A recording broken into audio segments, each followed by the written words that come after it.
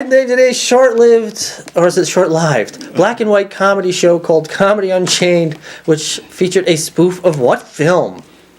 And by the way, it was black and white because it's the only camera we had at the time. Right. Not because we chose to be artsy. Yeah.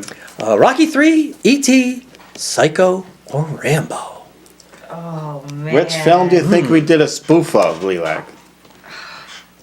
And give her the choices. Yeah, well, she needs her choices.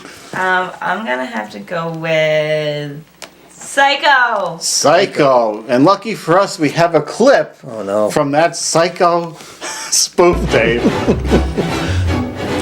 Oh, we're not going to mention who that is. Norman Bates. Who, the one on the right? No, the one actually doing the accent, the Irish accent. Crazier than him is this film. Oh God, this is horrible. In this one, Psycho 4. in this one, Norman Bates was getting married to someone who was similar to him, because she had a stuffed father at home, and Norman, of course, had. Look at the lovemaking right on screen, Dave.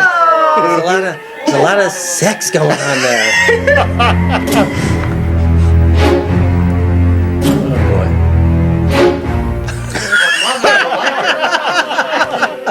You're not playing any sound, are you? There's sound. Because I might be able to just do the dialogue.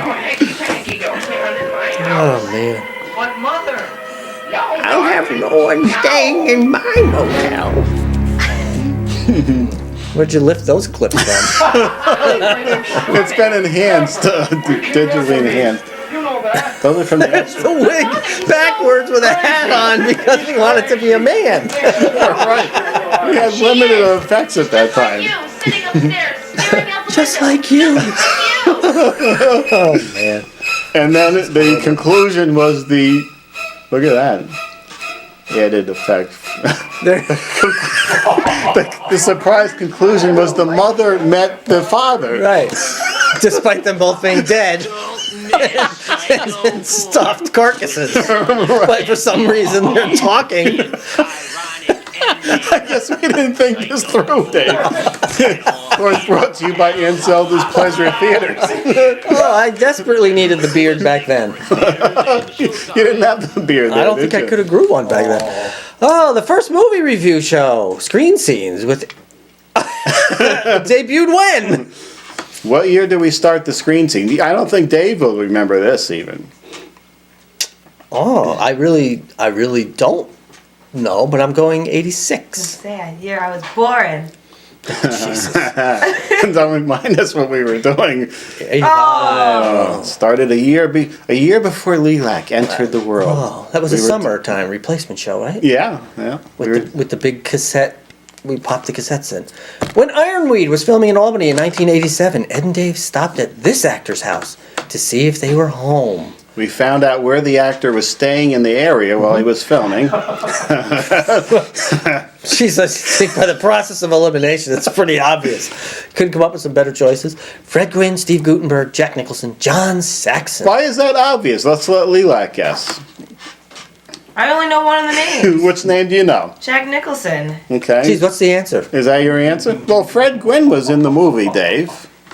Oh! It was Jack. Did you guys meet him? We went up to his house, and we had posters of another film he did. We knocked on the front door, and no one answered. Smartly. We left the posters at the door. And like a week later, they came back to us signed from Jack Nicholson. Did you verify the signature? Cool. I did. Okay. That's awesome. Jack Nicholson. I would like to meet him. He seems kind of an interesting person. Actually, our host of Screen Scenes, Bill, did meet him because he was an extra on that Ironweed. There he is. While working at on Wolf Road. Man, this is pretty sad. Ed and Dave were stunned when this actress came to the counter to check out. Remember that, Dave? I do. I remember what she wrote. We, of course, worked together at Pier 1. One of the Walton kids. Erin Moran, Christy McNichol, Beverly D'Angelo, or one of the Walton kids. Yeah. I know the answer. Who would be shopping at Pier 1 at Wolf Road? There's quite a collection of actresses there. Do you have a guess? Oh, Christy McNichol. Ooh, that would not be right. It would be The wife from vacation came into Pier 1 on Wolf Road while we were working. Right. We thought it was her. She was Bless walking you. around. Thank you. And she gave us the credit card. And it had her name on it. Beverly D'Angelo. And then she wrote something. And we said, geez, we said, of course, you're the actress. And she wrote something on the natural nail file. Barbecue fish. Right. The largest freshwater fish in the world. What did she write to us, Dave? She wrote, because she enjoyed our banter, Ed. And she said, Dave, you give good rap, R-A-P, and Ed, you give good rap, W-R-A-P, because you wrapped Right. her items in paper. As you go. So that was, I do remember that. That had to be back in when? Mid-'80s, right? Right. When she was doing things with Al Pacino, according to our producer. I think we have one final question. Ed did a phone interview via a faulty Radio Shack intercom system with this 80s singer. I think I know who this is without even knowing the choices. Okay, whatever. I think it's, there you go, Rick Springfield, Tiffany, Debbie Gibson, or Falco.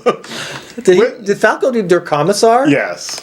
Do you have a guess? Who did I do a phone interview with via this very bad Radio Shack communicator we had?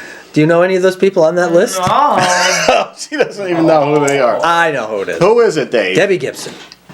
Yes, you weren't there. I had to leave work early and come down here to do that via our fine... And of course, the one on the left is Tiffany. Right. All right, Ed and Dave did an interview with an actor who portrayed this horror movie monster at the Albany Fanticon. And I know this. Freddy Krueger, Jason Voorhees, Michael Myers, Scream Killer. We did an interview with one of these classic monster actors. Right. Aired a couple weeks ago. It even aired Did it? Never. Why did it air a couple weeks ago? as a fill-in show. Oh, that's right. You did a fill-in show. That's right. Who was your guest? Is this Freddy Krueger. this is the guy who held me upside down? Right, and we're going to see a clip of that Okay. You're back. right here. There's Kane Hodder, who played Jason Friday the 13th. I asked him a question. I said, as a stuntman, what special things do you do to keep you in shape? And this is what he said. And this is what he did. He picked me up. As a form of exercise, he picked people. And by the way, I broke wind right there. Wow. There's a little history of Cable 2000. Oh. There's even more we could actually go into, but we went with the very big highlights. And I'm looking here, we don't have, I think I have to do my guess, right? How come you guys don't do that stuff anymore? What, go do interviews? Yeah, what the hell? But we were going to go to that Albany Comic-Con. It's too much effort to leave the house. Are we going to do The my, next show? what about my guess? We can do it, we got 3 minutes, I can guess, right? Not enough. We can't get the posted, no? Next time? Yeah. Okay.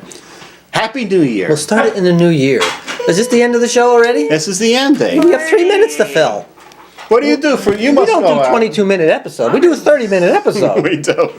Do you go out? You probably go out. You're Let a me, young college student out on the town. Working. You're not working New Year's Eve. I so am. You think you are? I so am. Oh, no. I already know I am. You know you are I know already. I am. I say we go there, Ed.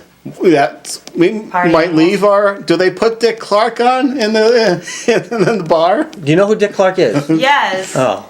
Well, Ryan How about we say, Seacrest. yes, I was going to say, let's go with a more contemporary Maybe we should name. pop over there for a little New Year's. We got to go to bed right after the ball drops, though. So. But don't we have the next day off? We do, yes. Thanks to, yeah, okay, maybe we'll do that. If Maybe we Lilac's will. working, pop in, say hi. Right. I'll be there. Okay. I'll take some. Come visit me. I'll take some no-dos just to keep me up past my 9 o'clock Right. bedtime. Okay, the Good. ball will be dropping on our 30-minute ending here. So Okay. Happy New Year, Dave, That's the same to you, Ed. to you and yours, and all our viewers out there, all our fans who watch us around the globe via YouTube. We shouldn't mention the YouTube show here and put the link. Right.